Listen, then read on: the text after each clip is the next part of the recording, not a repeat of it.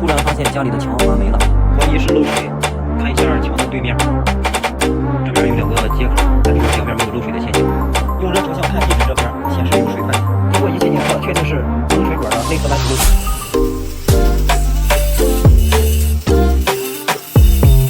这个小区用的双连弯头，经常有漏水的，索性直接把这2个全部换掉。水管已经掏出来了，打上压看一下，确定一下漏水点。没有水泥包裹直接爆开了。接下来开始维修，这个是当时厨房预留的燃气热水器的接口，现在用不到了，直接用管帽把它封起来。热容尺寸标记一下，热容器调到300度，开始焊接。